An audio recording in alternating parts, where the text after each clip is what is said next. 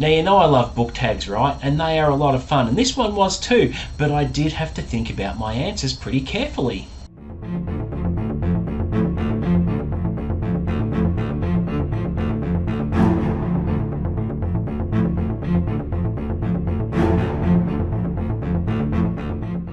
What's up, guys, and welcome back to the channel. You're with Chris, and today I will be doing the nightclub book tag. This original awesome tag was created by Brian over at BellTube. If you haven't checked his channel out, please do it, because he has an effervescent personality. His enthusiasm for books is very contagious, and he has a natural talent behind the camera or in front of the camera. And when he came up with this tag, it's all original. It's something that's never been done before. I certainly haven't seen anything like it on BookTube, and I thought it would be a good one to do. Even though he didn't tag me directly, I ended up mentioning it to how fun it would be to John over at Talking Story, and John said, oh, I should have tagged you, and I'm like, oh, never mind, it's all good.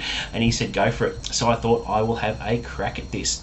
Now, with this tag, there are 12 original prompts which have really cool titles and very, very original and fun. So let's kick it off with prompt number 1, which is Cocktail Hour. Name a book that you think pairs perfectly with your favorite drink. Now, in terms of books and cocktails, I don't have a favorite cocktail as such. I usually like a little bit of port or a beer or something like that, but nothing immediately springs to mind that I would associate those drinks with a book. So I went with a non-alcoholic option here, and my favorite drink, which is non-alcoholic, is coffee.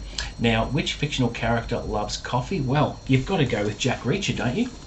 Any Jack Reacher book will do that I associate with coffee, because Jack Reacher loves his coffee. He loves it black and strong and hot, and that's, you know, it's a reasonable answer I came up with. But I did have to think about it, because I'm thinking, oh, what kind of cocktail do I like that I associate with books and fiction? And for the life of me, I couldn't come up with an answer. So I thought, let's go with a non-alcoholic option, and this was a clear choice for me. Prompt number 2 is Neon Lights. Name a book with a cover that immediately grabbed your attention like bright lights in a club. Now, with this one, I had to pick a cover that I don't own yet, and this is one of those examples where you're attracted so much by the cover that you just want to buy it without reading the cover copy and things like that. Now, this particular book is, of course, Priory of the Orange Tree, which I have seen now. It's haunting me for months. And the cover art is just so stunning. It's a fantasy title, but I'm not quite sure whether I would like the story or not. It's been recommended exhaustively on BookTube, and I've resisted so far. But every time I see it, if I'm out shopping or online, I'm just continuously struck by how beautiful the cover design is, and its sequel as well is equally as nice. But I'm proud of myself for resisting, because I have been known to be guilty in the past of buying a book for the cover alone, and this one is a good example of an unrequited cover, if I can say that. But it's very, very nice cover art, and it's just stunning, and hard to find another example that competes really. Prompt number 3 is The Bouncer. What book did you have to put down because it just wasn't letting you in? Now, this is really interesting. This almost became a DNF. I attempted it 3 times before I eventually got through it on the 4th attempt, and I'm talking about Stephen King's Lacey's Story. Don't know what it was. Was I mentally ready for it when I tried those 3 attempts? I don't know. Just could not get in. This bouncer would not let me in to the club, and it took a few attempts, and on the 4th attempt I was surprised how much more manageable it was. I don't know. Don't have an answer for that, but it's a perfect example of the bouncer prompt, in my opinion, and I ended up quite liking it. I was pleasantly surprised in the end, but it is a very, very weird book, and I'm glad I didn't DNF it ultimately, because I do love Stephen King's work, and I haven't really DNF'd anything of his. So there you go. That is a reasonable answer for that prompt. Prompt number 4 is DJ's Choice. What book would you recommend as the perfect read for someone new to the fantasy genre? Now, look, I'm pretty green to the fantasy genre myself. I mean, look, I read a little bit back in my teens, and for me, for a lot of years, it was all about Stephen King, Dean Koontz, horror, thriller and crime. It was only the last 3 or 4 years that I've actually really immersed myself into fantasy and decided to read a little bit more in the genre. So look, from a beginner's perspective, if you have never read fantasy in your life, you can't go wrong with a little bit of Dragonlance, particularly the Dragonlance Chronicles, which is a fantastic staple in fantasy fiction in my opinion. You get exposed to magic and quests and companionship of the 9 companions, really good character studies, mythology and lore of the world of Kryn, dragons, good versus evil, gods abandoning Kryn and then returning to help the mortals with the fight against good and evil. It's got all the original tropes that you would want. Now, another recommendation that people would make is The Lord of the Rings. Now, I would recommend that, but I can't because I haven't read it. I've been very slack. One day I will read it, but it's not something I can recommend because I haven't read it. Now, looking into something a little bit more modern, some recommendations I would make. This, for me, myself, when I was getting back into fantasy for the first time in years, I started off with things like Jim Butcher's Dresden Files, more particularly Stormfront, the first book in the series. Perfect starting point. It's fairly light, it's not too heavy, and it's urban fantasy, and Harry Dresden has a really smart-ass wit about him, which is very, very appealing when you're reading Dresden Files for the first time. It's a really good, solid recommendation I would make. And the next one I would recommend is something a little bit more heavy, but not too complex, that I got into a few years ago, and that is The Demon Cycle. This is the first book in that series by Peter V. Brett, The Painted Man. This has a really, really cool magic system of wards that repel demons who reside in the core, who come out at night and kill people. And it's got the chosen one, it's got the hero that rises, it's got really good legendary lore, it has really good battles, it's very, very well written. A couple of the last book in the series isn't that great in my opinion. I haven't even really gotten into it. It was really, really difficult to get into, and I will finish it one day, but this book is very, very solid, and a lot of people would agree it is a really good starting point if you're wanting to get into fantasy as well. Another one that comes to mind immediately would be Rift War by Raymond E. Feist, which is another good one. But yeah, there's a couple of recommendations. Prompt number 5 is Disco Ball. Name a book that made you feel like you were a part of a vibrant, glittering world. Now, this one was a bit difficult for me to answer. I thought, well, how do I answer this? What book can I associate with something like that? And upon further introspection, I came up with Warbreaker by Brandon Sanderson. Obviously, that world was filled with colours, and the magic system itself used colours to a very high degree, and the colours depicted in the world building and such was very, very vivid. So that's definitely a fairly straightforward answer to that prompt. Prompt number 6 is Dance Floor Diva. What book had you dancing with excitement from the first page to the last? Now, this one I came up with last year's #1 read for me, which was The Year of the Locust by Terry Hayes, which was a CIA spy thriller / science fiction. Now, it was just awesome. The character I was just taken with. The stakes were really high. I had a book hangover with this one, reading it late into the night and waking up so hungover from the book it just wasn't funny, but it was so enjoyable and had such an impact on me that this is a reasonable answer for this prompt. What is remarkable about this book that held my excitement, which I reckon 80% of his fan base disagreed with? 2/3 of the book, no, 3/4 of the book were made up of action spy thriller, right?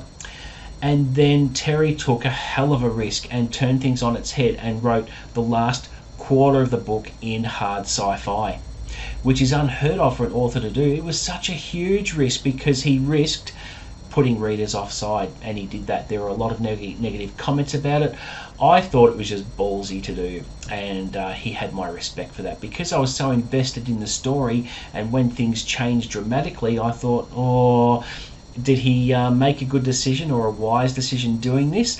And my attitude was, look, this is fine. I'm just going to go with it and see where it goes. and I stuck with it. A lot of people DNF'd it for this reason, and I didn't. I stuck with him, and the payoff was huge in my opinion, and I copped some flack on it with a comment from a couple of people who disagreed with me, but you get that. It's a personal opinion of mine. There were many reasons why it made my top read of 2023, and to get the top spot of the best read of the year for me, it has a lot of criteria to meet, and it met all those criteria, and I just absolutely loved it. So a very worthy answer for this prompt. Prompt number 7 is guest list. Which author would you invite to an exclusive book-themed party and why? There are so many choices for this, but I'll use a contemporary example. I would invite Brandon Sanderson. He would be the ultimate party guest. He is the ultimate host. He can really draw a crowd and keep a crowd enthralled, and I'd make sure that I would pull him aside to have some one-on-one time so that he can reveal all his secrets for the rest of the Stormlight archive. I would even sign a gag order, but I wouldn't want to know everything because I wouldn't want spoilers, but I would like to know the direction he's going to take the series in, because yeah, I just think it's awesome, and I would like to pick his brain on exactly how Mistborn Era 3 is going to work. So that was the answer I came up with for that one. If I could have an honourable mention to this prompt, would be Stephen King, my favourite author of all time. I just love to sit and have a coffee with him and just chat about books and his writing, and have that once in a lifetime opportunity. Prompt number 8 is VIP entrance. Which book did you feel privileged to read before it became widely popular? And I picked No Exit by Taylor Adams. Now this one, on the back it says 13 hours, 4 strangers, 1 missing child, no exit. She knows her odds, she'll fight anyway. This one was very reminiscent of Richard Lehman fiction for me. I could have sworn he wrote it posthumously. That's how close it was to Richard Lehman's style about how things can escalate really quickly when strangers are stranded in an old gas station. It was brilliant. It's from 2017, and I read this before it became more widely popular because it did get adapted in 2019, and now I'm finding in recent times that it is popping up on BookTube a lot. People are talking about it and giving it favourable reviews, so it's something I'm proud of to read before it became really popular. And I remember loving every page because it was so nail-biting and full of suspense and had lots of short punchy chapters, and yeah, just really enjoyed it. And I had it on my radar to read for a little while and planned on buying it, but then one of those things happened when I happened to be looking in a local charity shop, and it was just sitting on the shelf as if waiting for me to grab it, and grab it I did. So yeah, it's a real buzz to read something and then it takes off, and then you think to yourself, yeah, I read that before, you know, before a lot of people began to enjoy it. So yeah, it is a really good book. Prompt number 9 is dance battle. Which 2 characters from different books would you love to see face off in a dance battle? Now this one I had to think long and hard about. Who would be the most fun to face off against each other in a dance-off? And I thought, how about Adeline from the Stormlight Archive and Jack Reacher? What a mix. I think it would be funny because I don't think Jack Reacher would move at all. I don't think he dances or would have any inclination to dance, and I can just picture Adeline dancing around and you know, acting how he would, and yeah, I think it'd just be really funny. But I can't elaborate any more on that, but they're the 2 characters that I would pick for a dance-off, which I think would be quite amusing. Prompt number 10, midnight read. What's a book you couldn't put down and ended up reading all night? Now, honestly, guys, I have never read all night, but I have read late into the night. And one immediate example that comes to mind would be this one, Mr. Einstein's Secretary by Australia's very own top thriller writer Matthew Riley. I read this last year and absolutely loved it, and I think I stayed up until about 1 a.m. finishing it. It was just a brilliant story. It was how one woman's strength and courage takes her across decades of history where she comes across various historical figures. She has a close relationship with Professor Einstein himself and battles Nazis and works as a spy and one of those elite secretaries back in the day, and just her adventures are absolutely incredible. I was fully taken with the story. It spans about 40 years and it was just purely epic and fast paced, because Matthew Reilly is renowned for writing fast paced thrillers, and definitely one of many examples that where I've read late into the night to finish it, because it was just absolutely brilliant. Prompt number 11 is After Party. What book left you with a hangover, unable to start a new book immediately after finishing it? Now, in terms of a book hangover, it wasn't a book hangover as such. It was, if I was to use this prompt as answering with a book that affected me in such a way that I didn't pick up another book for a little while, that's going to have to be The Road by Cormac McCarthy. I found it a very depressing read, and it sort of broke me in many ways, and I thought after reading it I felt so depressed about it that I didn't pick up a book for another 2 or 3 days, because I was processing it and brooding on it a little bit. And it's kind of like a book hangover, but not after reading all night. So you can have a book hangover if you've read something during the day. I think it applies for any time really. And yeah, it just wrecked me, and it was just so bleak. And even though there was a glimmer of positivity at the end of the book, the whole thing just was really, really sad and oppressive, and yeah, stopped me reading for at least 2 or 3 days afterwards. And prompt number 12 is Late Night Conversations. Which book left you thinking deeply or wanting to discuss it with others late into the night? A perfect answer for this one is going to be Words of Radiance by Brandon Sanderson, Book 2 in the Stormlight Archive. There were various points in the book where I had to look up and I think, well, I've got no one to talk to about these events. This is absolutely amazing. So I remember emailing John from Talking Story about chapter 56, which is probably one of the most memorable chapters in the entire book, and a lot of Brandon Sanderson readers would agree. And I emailed him saying, oh my god, chapter 56, and he's, yep, I know, it was the best hold my beer moment that he had ever read, and I happen to agree. But it's a perfect example of how a book can affect you so much that you're craving those late night conversations. And if there was, in a perfect world, if there was an after party for that book where I could talk into the night and get smashed talking about it, it would be the book to talk about. But it's one of those books that really affects you, that you have to gush about it to someone. And I did gush about it on the channel. If you haven't caught those videos, please do. But it was just absolutely brilliant, and a really good answer to close off the tag. So that is it for my nightclub book tag. Thank you so much for Brian over at BellTube for doing the tag, because it's something that's never been done on BookTube before. It is so original and innovative.